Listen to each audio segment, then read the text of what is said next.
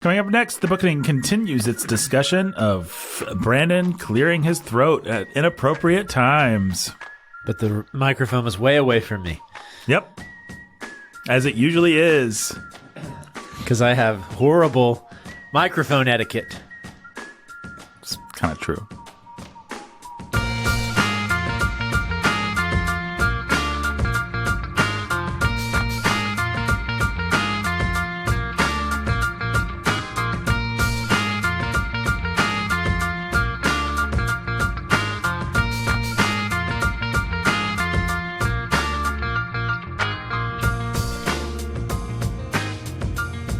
Hey everybody, welcome to the Bookening.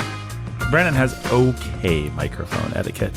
What tends to happen, which you don't know because I slave over these audio recordings to make them palatable and fix Brandon's mistakes, is when Brandon really gets into it, sometimes he'll lean back and he'll put his hands behind his head and he'll just hold forth. And it's a perfectly charming thing to do in real life. But when you're supposed to be talking into a microphone, it can make it difficult for the microphone to pick up. But if you want some of the magic that happens, then I've got to have the freedom to do that. What's this? I'm being added by all our listeners. They say less magic. Oh, okay. Well, fine. I'll just glue the microphone to my face. Then I won't even be able to talk because the microphone will be in my mouth. You're gluing it to your mouth? Yeah. Just going to stick it in my mouth.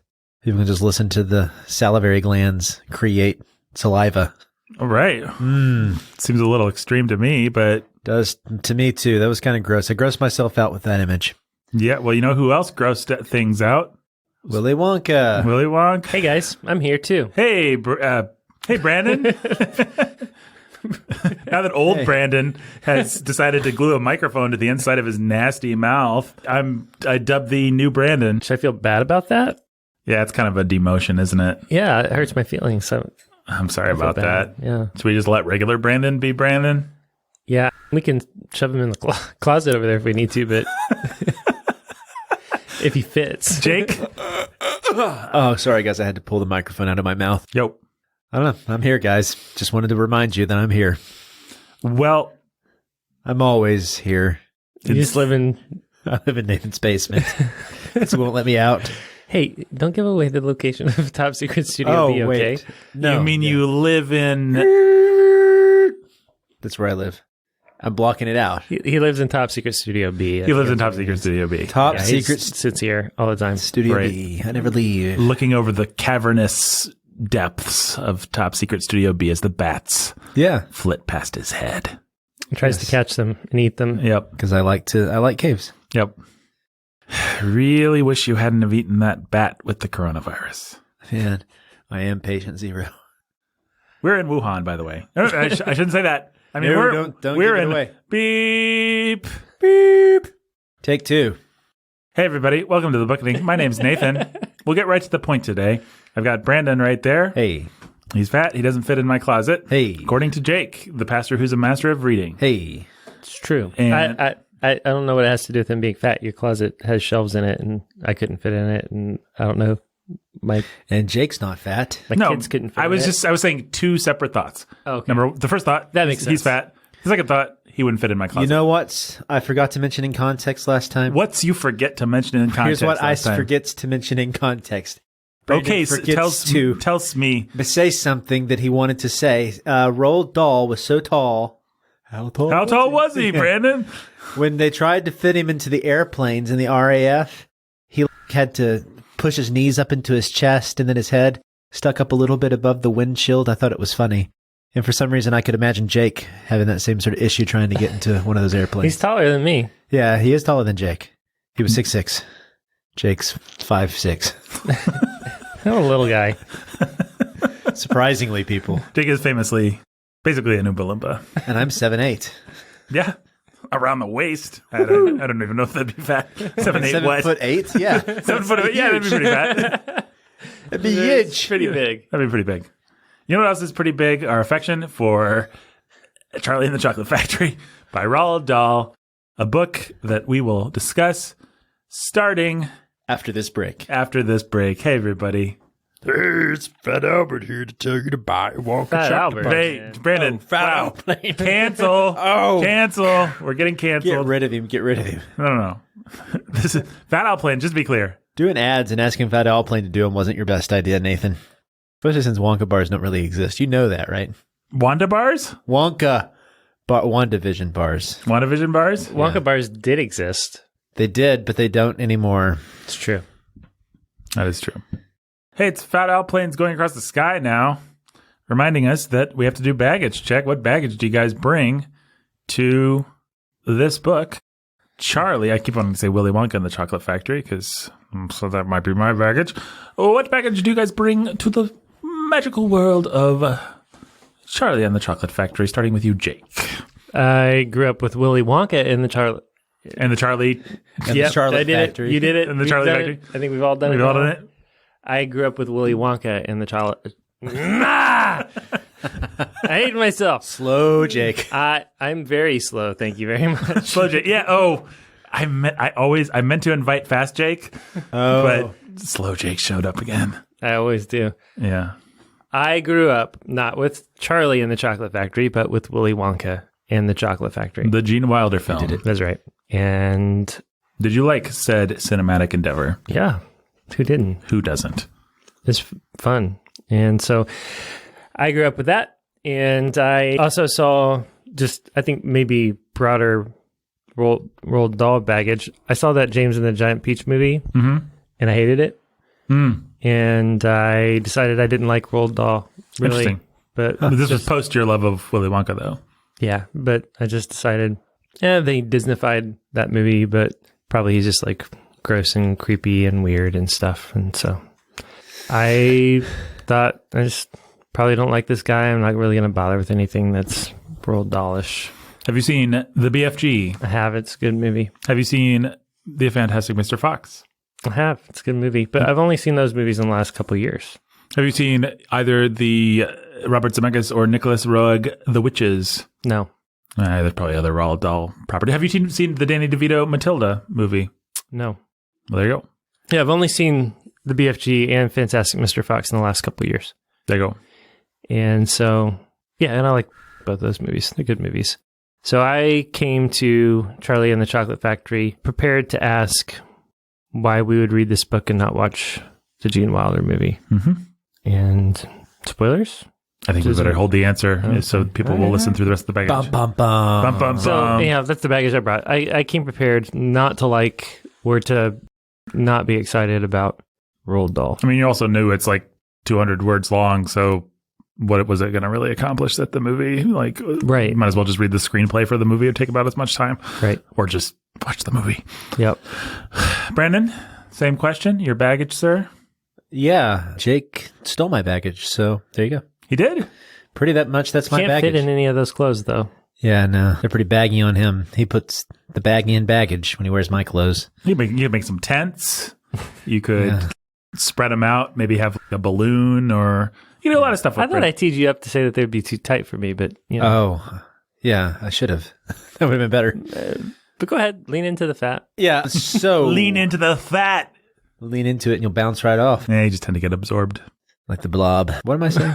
I don't know. Don't talk about... You're not the blob, though. Don't talk about yourself that way. It's Willy Wonka and the Chocolate Factory. It's a Willy Wonka and the Chocolate Factory. I grew up with that movie. It was a kid the same time I was. You played together? Was it? Yeah. No, we watched that a lot at my grandmother's house. It was one of her favorite movies to show us. That's weird. I don't know why I laughed at that, but yeah, it would always be on at her house. And so I loved it. It was great. It shaped my childhood in many ways as far as my cinema experience in childhood. I'm sure there's a better way to say that, but anyways, I'm not going to think of a better way to say it. Let's just examine the sentence. It shaped my childhood in many ways in terms of the cinema experience of my childhood. That's fine. I think that's the perfect way. That's a great I think sentence. Proust probably would have said that. Yeah, I don't think there's any way to improve that sentence. I did like James and the Giant Peach as a kid. I don't know if that says good things or bad things. Snake about on me. Jake's face now. No, I'm not sure. I did like it. I thought it was weird. That's about all I have to say about it. I was never a fan of that sort of stop motion. Yeah, I think that's what I liked is It was right around the time where I wasn't allowed to watch A Nightmare Before Christmas. So I think I felt that was the closest I was going to get. Yeah, Was being able to that watch stuff that. never appealed to me anyway. And just the like weird random creepiness of it. Just like, who needs this? I liked Wes Anderson in college, so I saw The Fantastic Mr. Fox in the theater, I think. Nice. But my impression of Roald Dahl was that he would just be kind of like popcorn. And so I never read him. I never felt a need to. I was like, he's probably fine just watching the movies. And I was really worried going to him this time that he would not he would live down to my expectations. And We'll find out. My baggage is I had read Roald Dahl. I remember having a really fun experience with this movie. You know how you kind of know movies, like you sort of know. I remember like I knew Darth Vader was Luke's father before I saw the movie. Like certain movies just have cultural cachet. You sort of know who Mary Poppins is before you see it, kind of thing. This was a movie that I just remember seeing at a young age, and I have a really distinct memory of watching it for the first time and not knowing it, not knowing where it was going. And I think I was maybe actually even 11 or 12, old enough to be aware of the fact that I was kind of watching something special and that Gene Wilder was doing something really special, and to sort of have the delight of seeing where the story was going. Once that first kid gets it, you're like, oh, Now we're in the countdown. I see what we're doing. And it's actually really fun. I love those kinds. That's some of the best kind of storytelling, I think, where it's not a matter of what, but it's a matter of how. You set up all these thoroughly nasty characters, and they need to be dispatched, and you're just waiting for the axe to fall. And it was really sweet, and Gene Wilder was really great. And I just remember, I think it was my brothers were watching the movie, and maybe, I don't know, maybe I was 9 or 10. I don't know exactly how old I was, but I was just old enough that I was like, it feels late. Yeah, maybe somehow it just wasn't part of my really young childhood. But it was perfect because I was like, I don't want to watch this boring kids movie. This is for babies. And then I just had the delight of discovering this thing was kind of dark and cynical but really sweet in a way. It was dark and cynical enough that I could accept the sweetness and not feel like I was being pandered to or like I was a little kid. It was kind of creepy. It had a chicken get its head cut off in that weird tunnel scene and all kinds of weird psychedelic stuff. And I just say that movie's such a touchstone for me, as I know it is for everyone. I mean, I must say, strike that, reverse it, which is actually a line from the book Charlie and the Glass Elevator, but Gene Wilder says it in the movie. I must say that once a month or something like that. If I mangle my words, I say strike that, reverse it. So it's just one of those movies that I really, really just imprinted deeply, saw it at exactly the same time, the right time. Really love it. I loved it so much that now if I go back and watch it I comparatively small because it was so big in my imagination. When they go into that chocolate room with where he sings Pure Imagination, I just remember it being so big and wonderful. And actually it looks like a factory room with some prop. There's like a brick wall on the back, but I never noticed that. It felt it felt like such a thoroughly imagined world, and it really seized my imagination. And Gene Wilder's just a perfect performer for someone of my temperament and age at that time. He's on your wavelength, speaking your language. He's a special performer in general. Yeah, he was just so funny and so fun, and so should have got him for that. Ready Player One. Yep. Yeah, I think he was Brandon's favorite. He was in the late stages of dementia, as were we all. Spielberg would have loved it. He wanted to work with Gene Wilder. Yeah, he never got his chance, which is sad. But so I love that movie. I'm sorry to hear that Roald Dahl didn't like it. I actually think in spirit it's a better adaptation than the Tim Burton thing. The Tim Burton thing gets a lot of stuff right in terms of fidelity to the book that the Gene Wilder thing doesn't. But I think the Gene Wilder thing is actually darker and more accurate to the book's tone, I think. To the spirit of the book. To the spirit of the book. I mean, it's a little schmaltzy at the end, I guess, compared to Dahl with, do you know what happens, Charlie, when you get everything you ever wanted? To the boy who got everything he ever wanted, you live happily ever after. Let's hug, as the Pure Imagination.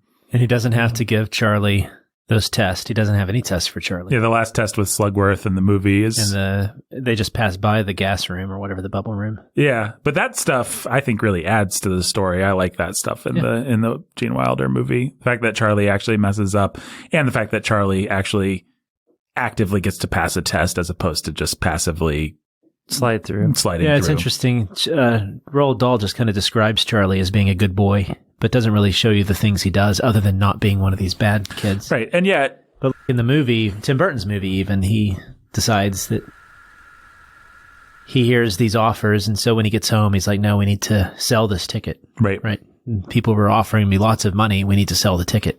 And his family has to then convince him not to. But that's not in the book. That's not in this book at all. I have sympathy for both screenwriters. You sort of Yeah. want your protagonist to have some active part in the story as opposed to just Yeah. walking through the story and not really doing anything. But Be it a works. Dickensian cipher. The what? Is it be a Dickensian cipher? Yeah.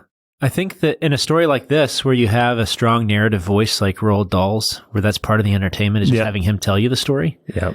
there's an implicit trust that, yes, if he tells me Charlie's a good boy, I'm just going to trust him. Mm-hmm. That it doesn't work in film that way, right? Yeah. Film has to prove that he's a good boy. Yeah. Well, I and if think- you start doing the things that Charlie does, which is find a bunch of money on the ground and go buy and binge 3 or 4 chocolate bars, Yeah. You got to really sell that to an audience. that's before- hard. That's hard to sell on screen. Yeah. It's much It's hard to easier. sell in the book, but you have so much more control over how the audience is perceiving. Yeah. Yeah, because even in the book, you're like, well, isn't this the same boy that was supposed to cherish each bite of his chocolate for a month? Mhm. And here he is binging, but But he's also starving, and you Yeah. can describe him as being an walking skeleton in a Yeah. way that you can't depict on screen. I think it's Roald Dahl having just a natural sympathy towards the weakness of children. Here he is. He's a good boy, but he's still a boy. And he's starving, and he has to walk by the stupid chocolate factory every day and smell it while he starves to death. Mhm. And he also, to be fair to him, says that when he's done eating, he's going to take the rest and give it to his mother, right? The Yep. rest of the Right. change. Well, and he has him find enough money that he can buy 3 chocolate bars. It's Well, back then it was just $1, right? I guess each candy bar was only 10 cents. yeah. So to make it more believable, Tim Burton has it $10. Right. Yeah, exactly. I think each one of the movies does the fake out in its own way. I think, is it the original where they really play up the fact that someone fake found a ticket, and we have to spend a whole scene where Charlie's sad because the 5th one was found, and It's then both, I think. Yep. yeah, But that wasn't in this book at all, right?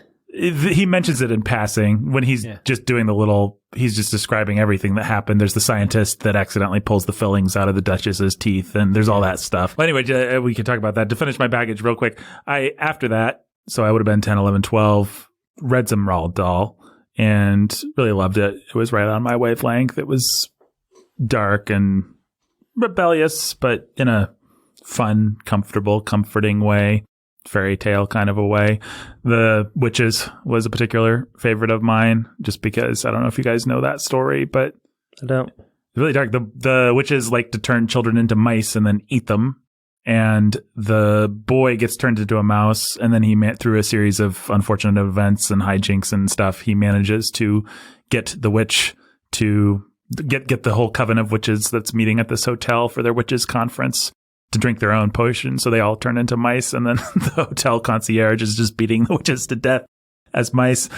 And then the boy is a witch. Or no, I'm sorry. The boy's a mouse, and he doesn't get turned back. What's really striking, especially for a kid reading it, is the boy doesn't get turned back at the end. And his lifespan is very short because he's a mouse. So the book just ends like, he's going to die soon. But because his beloved grandmother is his caretaker and she's going to die soon too, I guess it all works out. Like Roald Dahl, that's literally the last sentence of the book is something like, Wow. he was okay with it because he would live out the last years of his life with his grandma, and they would go around Europe finding more witches and changing them into mice so they could be destroyed. So just a really bizarre, fun, willing to walk the line of being just dark enough to be fun and provocative, but not something that your parents would think to take away from you. So, yeah, really loved Roald Dahl. There you go. I never read the Wonka books, though, weirdly enough. So, but I knew that this was probably going to be good. So you had no worries. I didn't have any worries. I also didn't know if it would do anything that the Gene Wilder movie hadn't thoroughly done for me 20 years ago or 25 years ago or whenever I first saw it. So anyway, that's my baggage, but I guess now we have to say what we thought of the book. So what did you guys think about the book? I really, really loved it. Yeah. Thought it was really special. And I love the whimsy and the magic of it all. And it was just really well told and a fun ride. And I was excited enough about it when I was done that I wanted my kids to read it, and really wanted Ian to read it, but he wasn't all that interested. But Abe read it in an afternoon and loved it. And Yeah, I read it, and I wanted to see if I had other Roald Dahl books so they could all be ready for the kids to read. Yeah. And encourage Jack, my boy, who's at the age where I think he'd really love it, to read it. So right now he's in the middle of something else, but... Yeah, Ian was too. Wing Feather Saga or something? No, Ian's reading The Hobbit. Yeah. Well, Ian is the superior child. Let's face it. Ian wins. No offense, Andrew Peterson fans. But yeah, and one thing I loved about it is, like what Jake said, it's really well told. And I think that the winner here is Roald Dahl. He's just an amazing storyteller. Yeah. And he helped me realize, like, part of the fun of Grimm's fairy tales is, yes, you have some moral to it, and there are the characters you can relate to, like Jack and the Giant, but part of it is just that it's a fun story. Mm-hmm. Mm-hmm. And part of the joy of that is just when you get a story like that, it doesn't have to like mix in any trying to be symbolic or something for the child in a difficult way, even though that's great to have. It just tells a story. It has some just basic morality to it. Mm-hmm. And that gets an amazing story out of it because he tells it so well. Yeah. And it's just part of the pleasure of it. It's just really part of enjoying fiction can just be that sometimes. It's it's a pleasure. It's something that God gave us to enjoy. And I think a well-told children's story like this just shows us that that's not a bad thing. Sometimes that's just part of it. It's just having fun, listening to and telling a story like that. But, here are 5 kids that you don't want to be like, and they're really obnoxious and exaggerated, and they have ridiculous names, and they all get punished in appropriate ways that are appropriate to the story, ways that are funny, and they deserve it. Mm-hmm. Yeah, it should be no surprise that a lot of his stories like this started with him telling his children these stories. They were always his like guinea pigs, and he would test out these ideas on them, and he would keep what they liked. He would get rid of what they didn't like, and so go back to context and listen to that if you want to know more about his family life. But well, one thing that this book gets that I'm not sure I've seen many other children books get as well is children love the schadenfreude of another bad kid getting punished. It's super fun to see these bad kids get theirs. Yeah. Especially which, may not be the most moral thing for a children's author to play into. But no, but I think he does it. I think he doesn't step over the line into pure schadenfreude. Or I know Brandon said in our context last time, one of his dictums of children's writing is revenge is sweet. Yeah. Which is true. But I like how he does it in this book. I don't necessarily like, actually. I'm a little uncomfortable with Matilda, for example, where she develops telekinesis and she's just like making her teacher float. Yeah, it's like Carrie Jr., her teacher's being thrown all over the place and stuff. But in this particular case, all the bad kids bring their punishment upon themselves, which I think makes a big difference. And you can sort of see, especially the way that Gene Wilder plays it, but even in the book, you can stop. I mean, in the movie, it feels much more like Gene Wilder wasn't just setting out to find a good kid. He was setting out to punish 5 bad kids. The book leaves that a little bit more ambiguous. So I still think the book has it there that like might have known that these things were going to happen. In the Tim Burton movie, when one of the dads says about the Oompa Loompa songs, that almost seems rehearsed. And Wonka gives this ambiguous face, like maybe it was. Why would you say that? Yeah.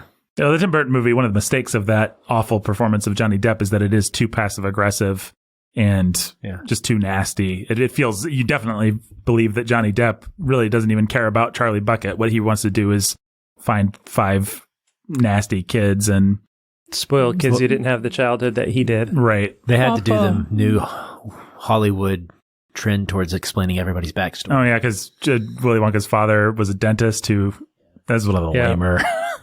And then he can't accept parents. And so at first he doesn't want to bring Charlie's parents and all that. So. Yeah. Yeah, that was stupid. That movie was a disappointment. I mean, of course it was, because late era Tim Burton is always disappointing, but the first act of that movie is really good before they get to Willy Wonka himself. Yeah. Oh, well. It could have been so much more. It could have been so much more. The source material was good. Yeah. Should have been more. Well, I really liked the first act of this book is awesome in the book, particularly when he was just evoking Charlie's poorness and the hunger of the family. And he actually, I didn't cry or anything, but he rang some genuine emotion. Cabbage soup. The cabbage soup. That was the thing that Abe said afterwards. He really hated that, the idea that you could see their ribs and just how evocative. Yeah.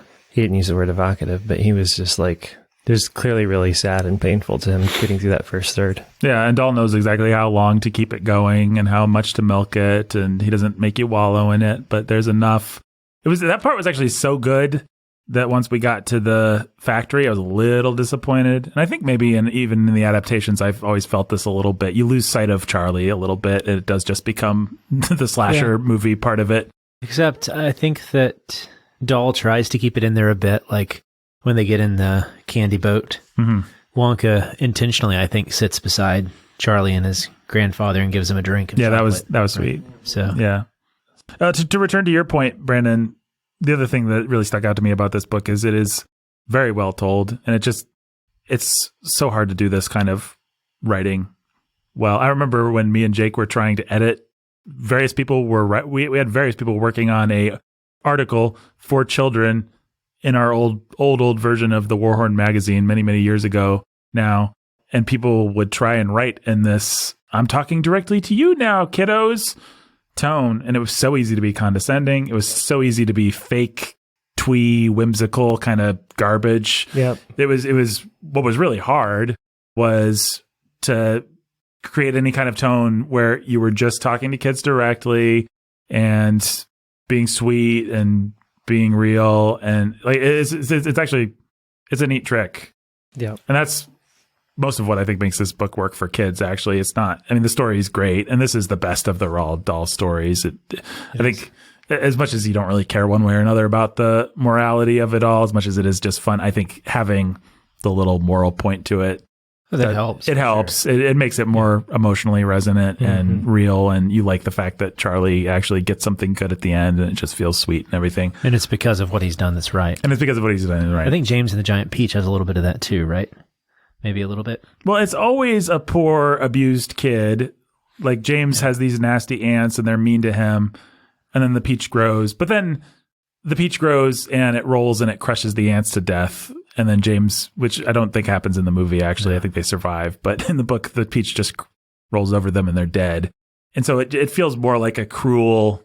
Yeah. It's not like the ants made the peach or were devising the peach or were using the peach or had a plan to get James with... Like, there's nothing...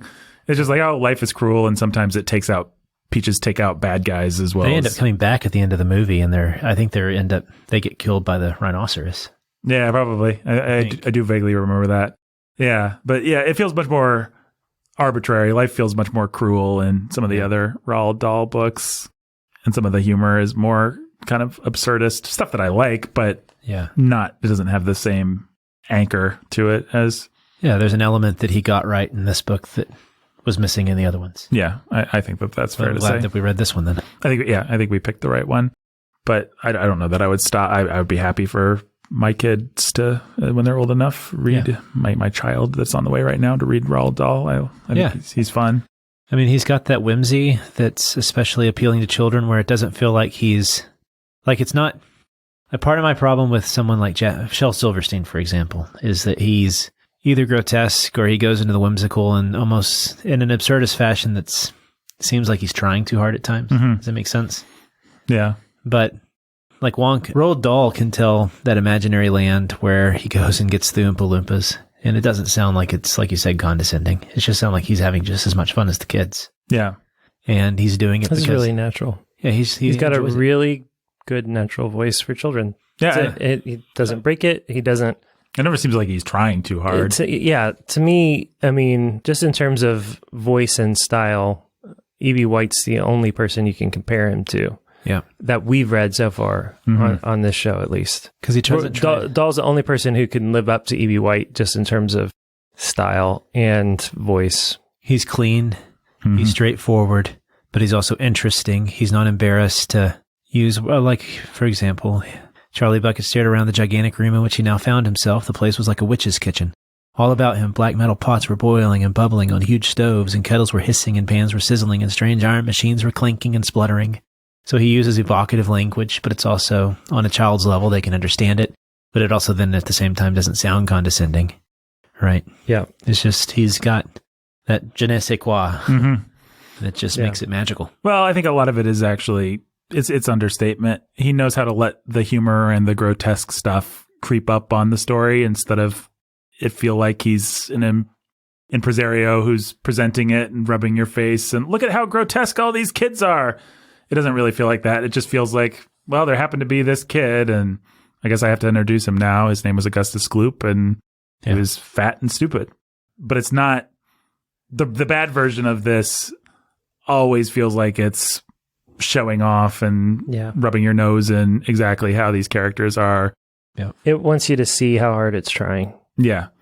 And that's the thing with like a lot of modern, especially children's authors. They really want you to see how hard they're working to be cute. And did you see how cute and whimsical that line was? Did you see how much that line evoked Lewis or Tolkien or something like that? And that's like, they're never just writing to the kid. They're writing with an eye towards you and trying to signal to you that they're in the same class as a Lewis or a Tolkien or something like that. Yeah. And I'm always turned off by that sort of thing. Well, not to reopen an old wound, but it was one of our criticisms of a certain author who I won't mention, who wrote about a bear and a pig and a donkey and a rabbit and stuff like that. I don't mind winks to adults, but... Well, in that guy's case, he's wonderful at winking to adults. He's just not that... interested in writing to children. Right, precisely. But he writes stuff that's great to read as an adult. Yeah, it's really fun and clever and funny as an adult.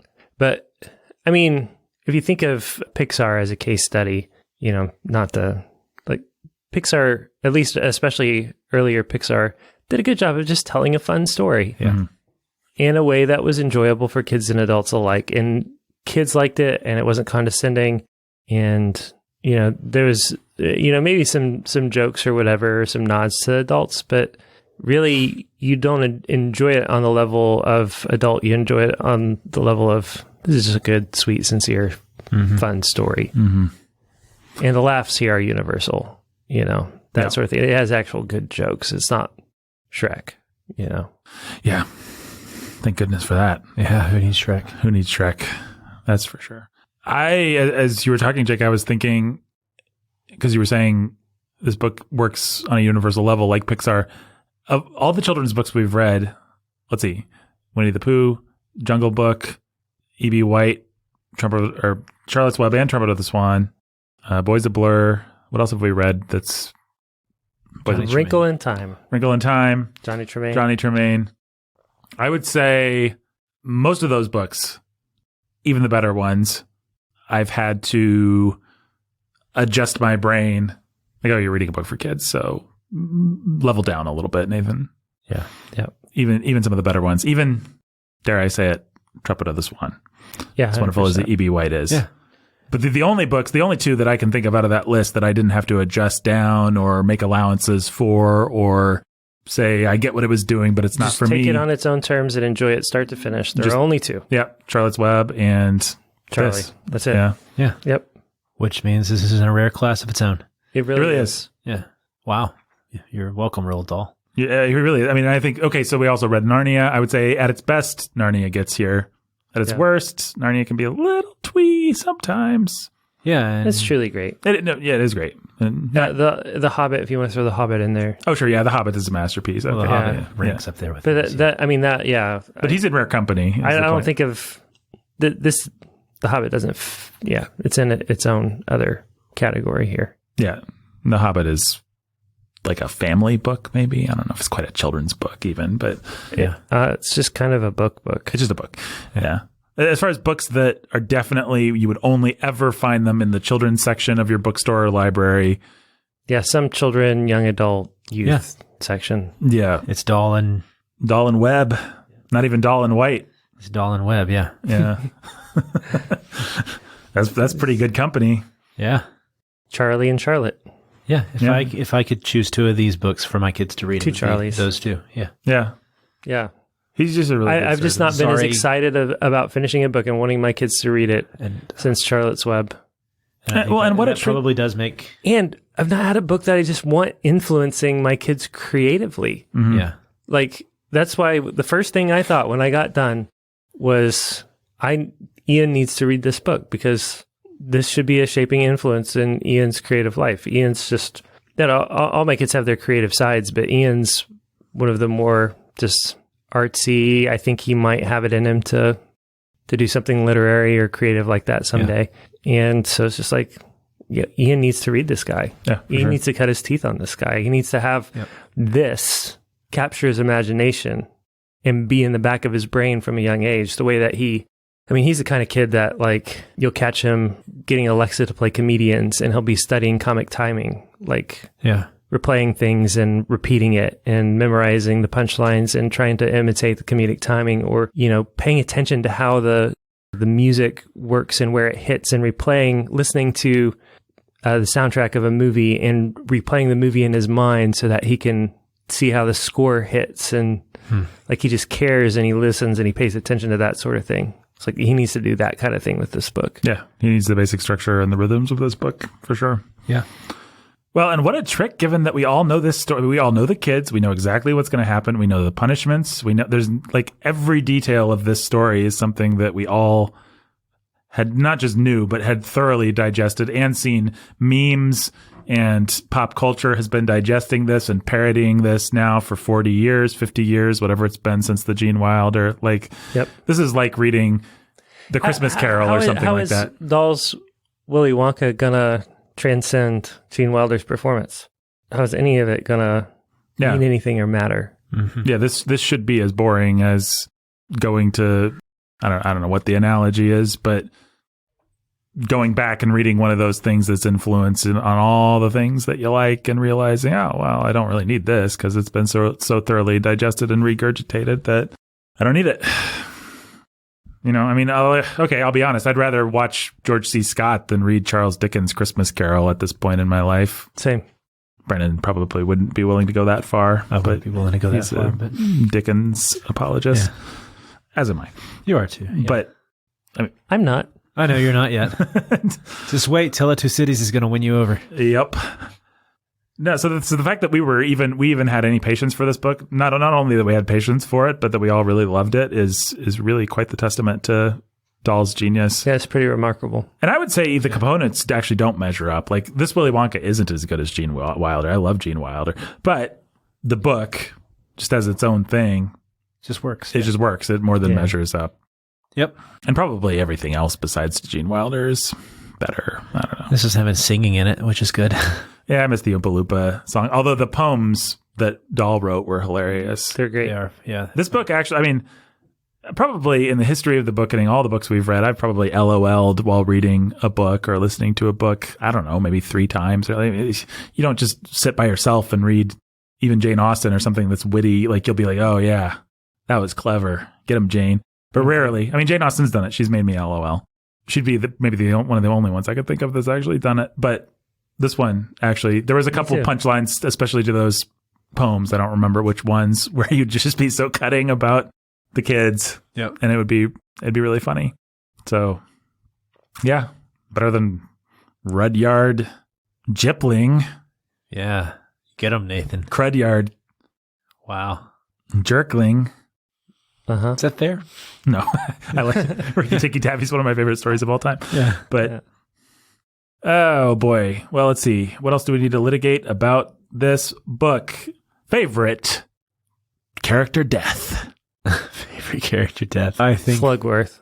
Slugworth. Nobody dies, so you might as well nobody just dies. imagine the death of The Slugworth. death of Slugworth. He's in Willy Wonka's basement. I like what happens to the salts. Well, it's easy. I think probably everyone's answer is the Salts because she's the most realistically bad kid, and What's probably also interesting, the one that you're I the actually most, like Violet the best. where she turns into a you're turning violet. Violet. Yeah. blueberry.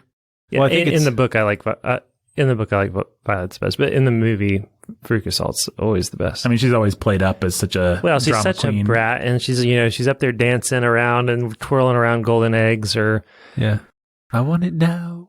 yeah, I think it is. She gets the best kid song for sure. I realize that the Johnny Depp movie sort of did this, but I do love the violence in the book with which she's With the dispatched. gnats and squirrels. The squirrels just take her down, Drag her away. drag her away. Yeah.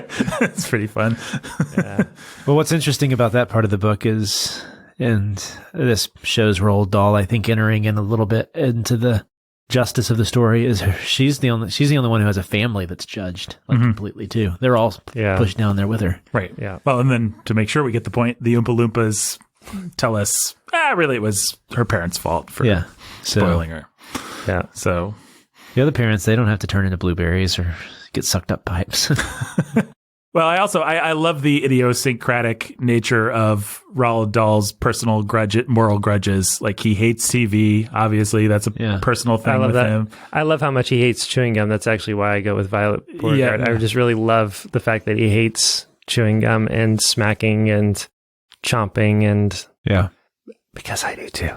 Yeah, I wasn't going to say it, but no, but it's like rotting your brain with TV. Yeah, like he speaks my heart when he talks about how vile and disgusting a habit chewing gum is. To him, being a spoiled brat or a glutton is just as bad as chewing too much gum. Like jaw muscles that make you look like you're a violin. Oh, and then he tells the poem, and they sing the song about the woman that chews off her own tongue. Yeah. There are a couple of parts that go pretty dark in the, in the it poems, gets really especially. dark, But nothing's as dark as Gene Wilder singing some psychedelic song while a chicken's head is cut off and ants are squirming over some corpse's face. Pretty dark. There's no way of knowing just how fast that we are going. Shows no signs of slowing. Not really. Yeah, I think people have I know that's the whole joke. You watch an episode of The Simpsons or something like that, and they'll do their own. I think everybody now has done their own Willy Wonka parody where he's just a mass murderer who lures people into his factory. Basically. And the joke is that that's what it was in Dahl all along, but I really don't think the story actually doesn't come across that way. It doesn't come across that sinister. It's sadistic. No, the kids really just bring it on themselves because It's got that fairy tale quality to it. it really does. And to return to what I was saying about Schadenfreude, I don't know. I mean, do you guys think that this book actually, if you're going to say anything negative about it, do you think it actually feeds revenge in children that much? No, I think it works more like cautionary tales, like you would find in the fairy tale. It doesn't feel like revenge. It feels like... Well, especially since he's drawing on pretty common things that children can relate to. Mm-hmm. Eating too much candy, watching TV, these sorts of things. Yeah. Mm-hmm. It definitely felt like cautionary tales to me. It's like... Yeah. If anything, I think the feeling of satisfaction that you get when the kids get it is more... It's not so much like, yeah, she deserved it or he deserved it. It's more just like, isn't it satisfying to exist in a universe where you don't get away with that stuff? Isn't it just nice? And it's kind of that fairy tale logic to it. So I think it's fine. And it's not even ultimately fairy tale logic. It is the things that you won't discipline in yourself that ultimately bring you down, right? One way or another. And so it's heightened, it's hyperbolic, whatever, but it's true life in that sense. And sure, Wonka probably chose the rooms because he knew that's what was going to tempt the kids. But we can only speculate, and I think that it's best left that way.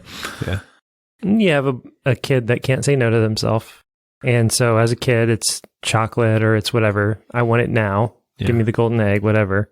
And eventually, they'll be taken down by the fact that they've never been taught to have any kind of self-control, say no to themselves. And so, it'll be porn and then it'll move on to other things or whatever. Mm-hmm. Well, and I think also what he taps into is that any good storyteller who's telling like magical whimsy and stuff like that also realizes that it's dangerous and that a child who has no self-control is going to end up, if Veruca Salt didn't fall down with the squirrel, she was going to get herself in trouble somewhere, right? It was a matter of time. So, Well, what I think modern storytellers, like old Joe Rawling sometimes, don't understand is that I think kids really appreciate that. They want the moral grammar of the stories to be clear because they want to make sense of the world. And so they want to sort things into categories. And so to be able to say Charlie good, Veruca bad, and to see the natural outcomes of those two things is really satisfying to a kid. And actually, if you let Veruca off the hook, if you let Augustus off the hook, there's something that feels weird and dangerous. And like, then the universe doesn't make sense. And it's actually an unsatisfying. I guess the closest she got to that was with Crab and Goyle. Don't one of them like fall into the consuming fires. Yep. Yeah. I think one of them did. So yeah. But yeah, I think you like the clear categories. I mean, that's why Grimm's fairy tales works. It's like, this brother was good and good things happen. This brother was bad and bad things happened to him. Now the universe makes sense. Yep. Even though those are spectacularly violent, but I don't know. It'd be fun to read and litigate old Grimm's fairy tales. One of these days. So Jake's favorite child death was Violet Beauregard. Brandon? I said Veruca Salt. Veruca Salt. I do like the violence with which those squirrels go after her. Yeah. Squirrels, squirrels, squirrels. Squirrels, squirrels, squirrels. Welcome, listener. I don't know. I kind of like Augustus Gloop. It is funny. He gets stuck in that tube. Yep. Augustus Gloop is the one that, in some ways, well, maybe they all feel mean, but Augustus Gloop is just like, he was a dumb fat kid. Yeah. He just It does feel the most mean. He wanted to eat everything, so he fell in the chocolate river and then got sucked up the fat pipe and stuck in it. And he was too fat to make it through the pipe. Yeah.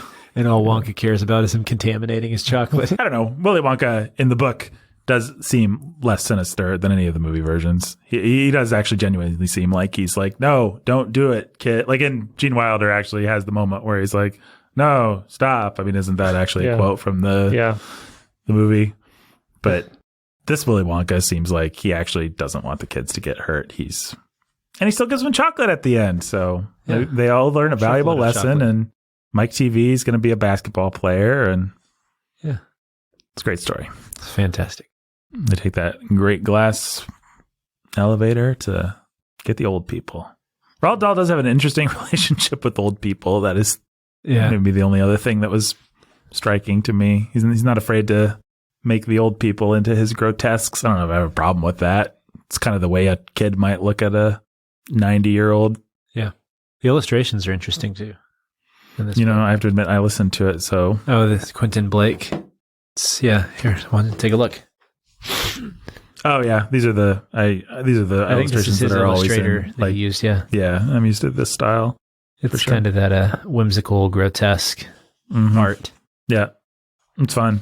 Yeah, so I think he chose the right illustrator to go with his books. Faux show. So, if anyone doesn't know what we're talking about, look up Quentin Blake, Roald Dahl. Should not take you long. Yeah, kind of a sketch quality to them. Mm-hmm. Like a New Yorker Almost cartoon. A New Yorker cartoon. That's what I was going to say too. That is actually what That's why I held up this one. I bet anything he did New Yorker cartoons probably. Surprised I bet you're right. Let's find out. Look it up. Do. Is that Augustus? Yeah. That's pretty awesome. He's still alive. Wow. His first drawings were published in Punch when he was 16. He were drawing for The Spectator, known for his collaborations with Roald Dahl.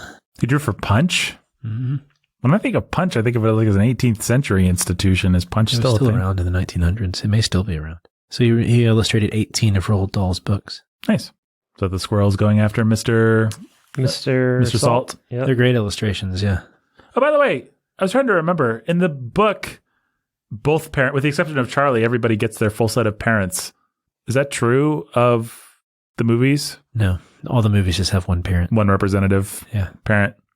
Just makes it simpler to keep track of, I guess. Mm-hmm. Not really a good reason to have both Mr. and Mrs. Salt there. I don't know. Still trying to There figure are out. articles on him in the New Yorker. That's how big of a deal he is. He's really good. Yeah. He's a talented man. Oh, that's the Kids walking home. That's the kids walking away. Oh, and is that Mike at the back there?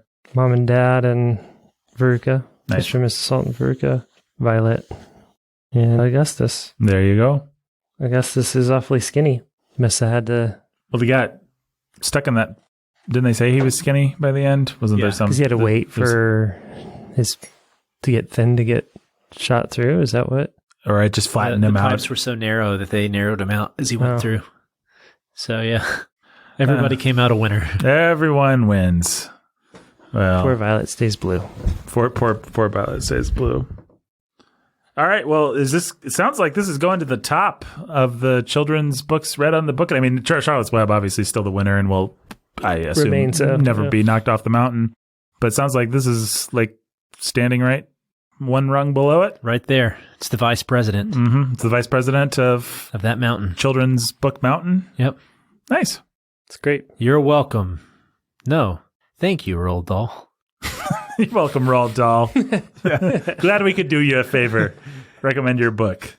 Hope Don't it eat sells a those. lot of copies. Don't eat Well, it will now. Yeah.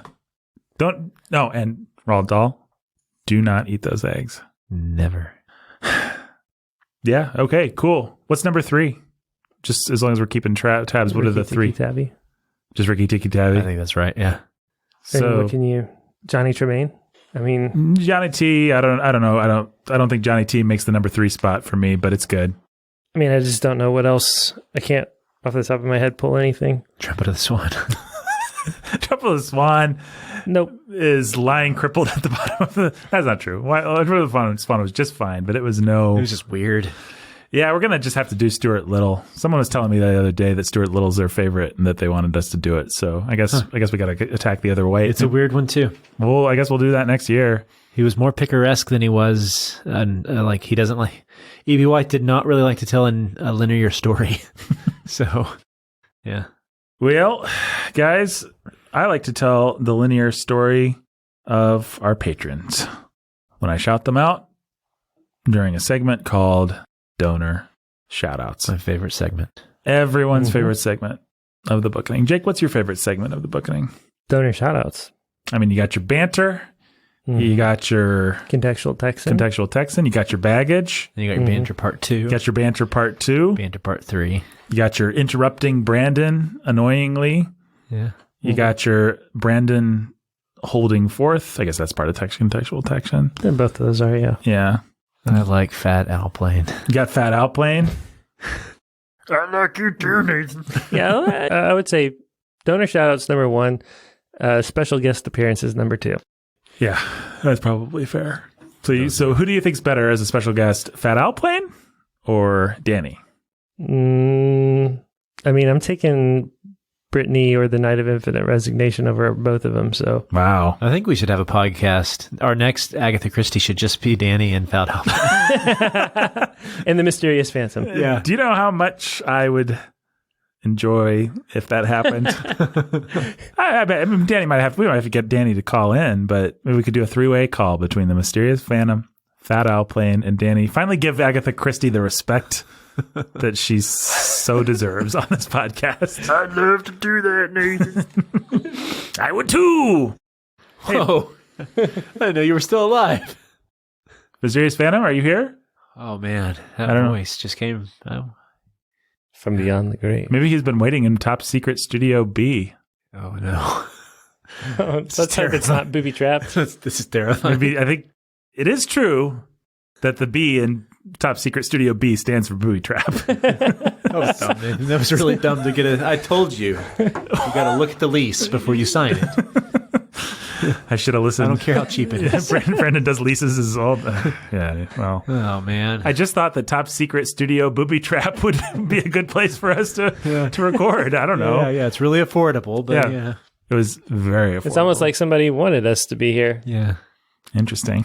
It probably should have been telling when the guy you were talking to on the phone kept refusing to meet with you, and he said, it's because I'm mysterious.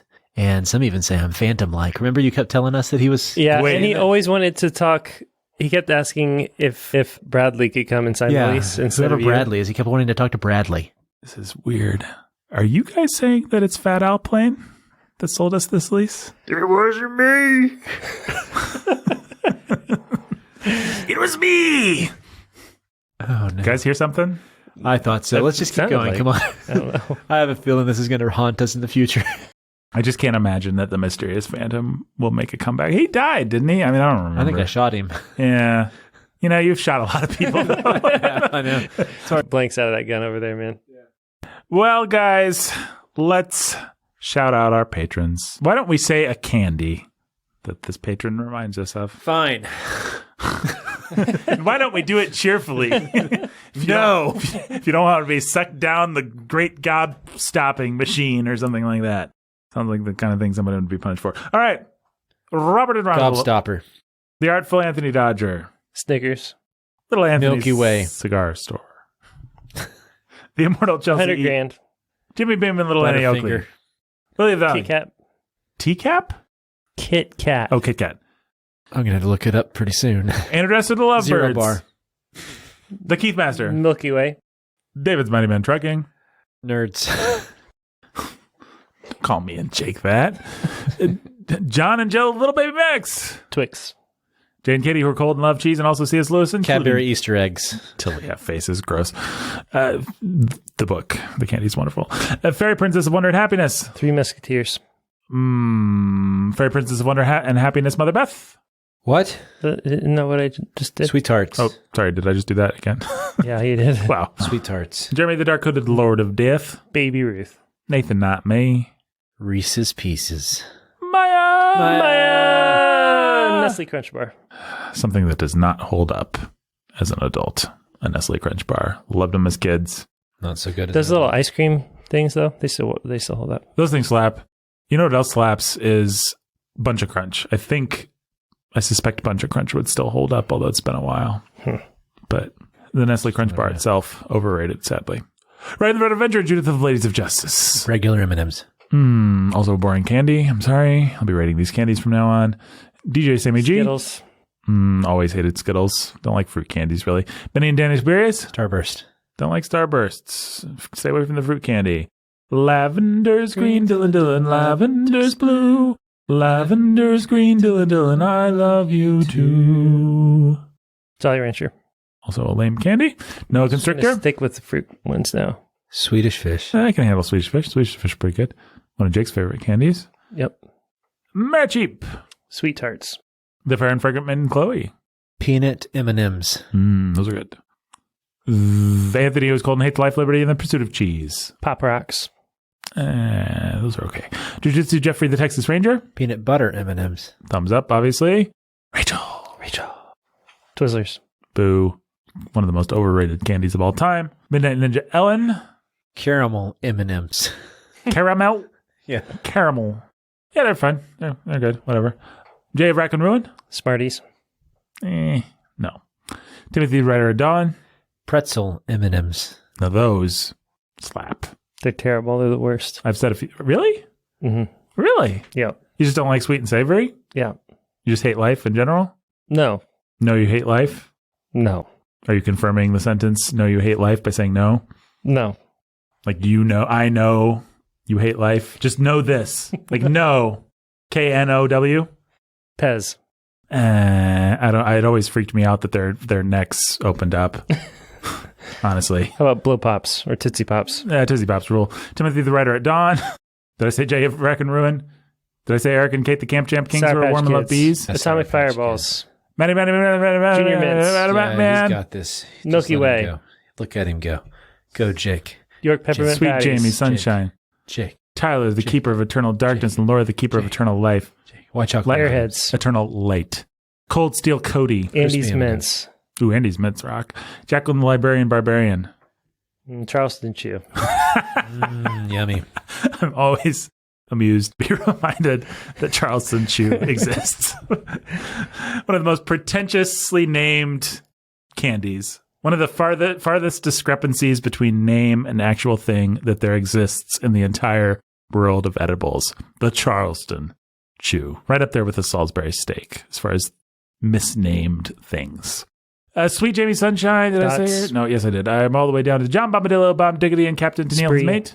Dots are all right. Bottle caps. Never had Scree. Saxophone Alex. Fun Dip. The other Saxophone Alex and Dubstep Danny. No cap. Hot tamales. Snow caps are fun. Ryan the Terror of Texas and Eric of the Cream and Gigi Crimson, Fruits. who are stuck in the cold please on G's. Juicy fruits. Juicy fruits are kind of lame. Ben Solo and Kylo Ren. Mounds. John, the Cosmic King of Chaos. Lemon heads. Matthew, the Mind Flayer. Almond Joys. Mike and Ike's. Almond Joys are good. Mike and Ike's are okay. I said almond joy earlier. Oh, Sorry. It's fine. Annie, are you Cherry okay? sours. Get your gun. Laffy Taffy. Flight of the Valerie? Orange slices. Orange slices. Is that the name of a candy? Orange slices? Yeah. Oh, yeah, those are gross. That's like a gas station candy. Yep. Like it's like a road trip candy. Thor Ragnajosh. Ring Pop. Rolo. Red Hots. Those are all good. I like me some Red Hots. Warheads. Whoppers. I like Whoppers. Milk Duds. Lifesavers. Fifth Avenue, Clark Bar. Clark Bar's good. Has anyone come up with a better name for Thor Ragnajosh? Now and later. It's been an entire week. I haven't been able to think of anything. Well, I guess it's Thor Ragnajosh again. I'm happy with Thor Ragnajosh. I but like Thor Ragnajosh. Hey, it works. yeah, it's better than other things that it could be. Yeah. All right, folks. Thanks for listening. Go read Roald Dahl right now, specifically Charlie and the Chocolate Factory. It's a good book. I guess we all recommend the Gene Wilder movie as well. Yep. Would you recommend the Tim Burton movie? Either one of you? Nope. Waste of time. There you go. Waste of time. Brandon, it sounds like you were about to say it wasn't. Eh, You want to stand up for it here? I don't know if I want to stand up for it or not. Not really. Stand up for your rights. It's fine. It's not the worst thing ever, but it's not great either. Johnny Depp's pretty obnoxious. He is. He kind of ruins the thing. That is a... Definitely ruins the thing. I'm not one of these people who decided that we all just needed to hate Johnny Depp because he was lame and played out, although he was, but when everyone hates something, it's just as lame as when everyone likes something. Yeah. So I think Johnny Depp can be just fine, but that is not one of his good performances. Not one of his good Tim Burton, I'm wearing a funny hat performances.